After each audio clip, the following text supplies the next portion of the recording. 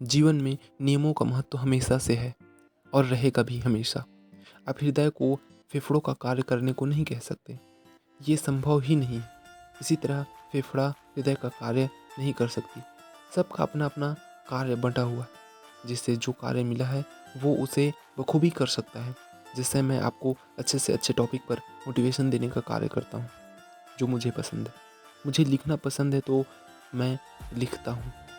जीवन को सरलता से जीने के लिए जो भी मेरे पास जानकारी और अनुभव होते हैं, जो महान लोगों ने लिखा है, जो जीने के आसान के साथ साथ बेहतरीन तरीके बताए हैं, मैं उन्हें वर्तमान जीवन के साथ रिलेट करके आपके सामने प्रस्तुत करता हूँ।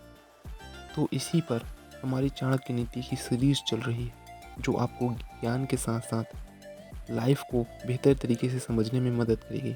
तो चलिए चलते हैं, कुछ तरीके जानते हैं। और नंबर 1, ये जल्द नष्ट हो जाएंगे। नदी के किनारे के वृक्षों को तो आपने देखा ही होगा। चाणक्य कहते हैं कि कैसे उनकी जड़ें बिखरी हुई होती है। एक बाढ़ आया और उसे अपने साथ बहा कर ले जाता है। किनारे का सिर्फ पेड़ ही नहीं, बल्कि कई बार तो किनारे का पूरा गांव ही नष्ट हो जाता है। इसी तरह दूसरों के घर में रहने वाली स्त्री, इसकी अपनी कोई पहचान नहीं होती है। जैसे वो चाहते हैं वैसा ही उसे करना पड़ता है। हाँ, अभी थोड़ा बदलाव आया है, लेकिन आज भी स्थिति गंभीर। हमेशा ज़्यादा उन्हें एक्सप्लेनेशन देने की ज़रूरत पड़ती है।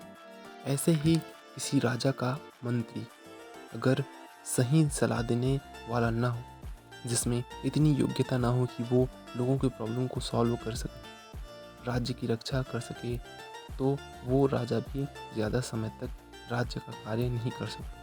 राजकाज के लिए निस्वार्थ भाव से देश हित के लिए सोचने वाला व्यक्ति तथा बुद्धिमान और चतुर इंसान की आवश्यकता होती है। नंबर 2, यही उनको ताकत देता है। जैसे कोई ब्राह्मण है तो उसकी असली ताकत होती है उसकी विद्या, उसका ज्ञान। राजाओं के लिए ताकत है उसकी सेना। अगर सेना ना हो तो राजा अपने राज्य की रक्षा तथा अपनी भी रक्षा नहीं कर पाएगा। व्यापारियों के लिए धन ही महत्वपूर्ण है, क्योंकि उसका लेन देन केवल धन से ही संभव है। जो शूद्र होते हैं, जो सर्विस प्रोवाइडर होते हैं, उनके लिए उनकी ताकत सेवा करना है। यहाँ जो बंटवारे हुए हैं वो कार्य के आधार पर हैं। जैसे अगर कोई व्यक्ति सांसारिक तरीके से वैश्य शूद्र है, लेकिन वो ब्राह्मण की तरह ही वेद ग्रंथ आदि पढ़ता है, उसके पास विद्या है, तो वो विद्या ही उसका कार्य है और वो उसी श्रेणी में आएगा। लोग चाहे जैसे भी हों, लेकिन गिनती उसके कर्म की ही होती है। कर्म वर्ग महत्वपूर्ण है। कर्म जाति धर्म उच्च नीच आदि से परे है। इससे कर्म का कोई लेना देना नहीं है। अच्छे कर्म आपको अच्छी चीज़ें ही देंगे, श्रेणी चाहे कोई भी हो। इसका सीधा सा उदाहरण है भक्त प्रहलाद कि कैसे उसने भगवान को पा लिया। नंबर 3, संबंधों को ध्यान से समझें।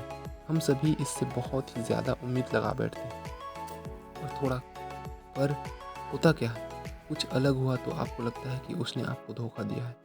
असल बात तो ये है कि क्या उसकी पर्सनल लाइफ नहीं है? क्या वो हर काम आपसे पूछ कर करेगा? आपको हर कार्य में बुलाना ज़रूरी है?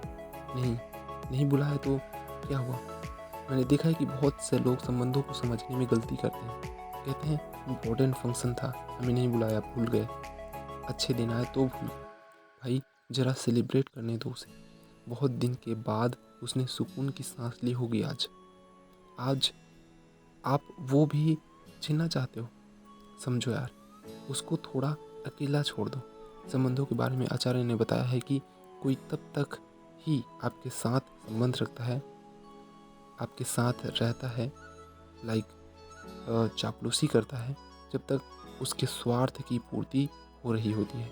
ये सच्चाई है। मैं नहीं कह रहा, आप अपने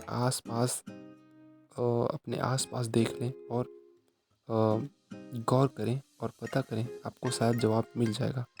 यहाँ उदाहरण दिया है कि कोई वैश्या सिर्फ पैसों के लिए ही आपके साथ होगी, पैसे खत्म वो भी आपको छोड़ देगी। उसी तरह प्रजा प्रतापी राजा को ही गुणवान राजा को ही अपना बना के रखती है। शक्तिहीन राजा का साथ छोड़ देती है। सामान्य नियम के अनुसार पक्षियाँ भी फल और छाया रहने तक ही किसी वृक्ष पर निवास करती हैं। अतिथि भी अपने लक्ष्य के लिए निकल जाता है कुछ समय आपके साथ रुकने के बाद। तुम्हें ये ध्यान रखना है कि तुम्हारे सम्मान के लिए तुम खुद जिम्मेदार, तुम खुद रक्षा करो खुद के सम्मान की। सो गाइस, इस वीडियो में बस इतना ही। मिलते हैं नेक्स्ट वीडियो में, तब तक के लिए देखते रहिए और समझते रहिए चाणक्य नीति।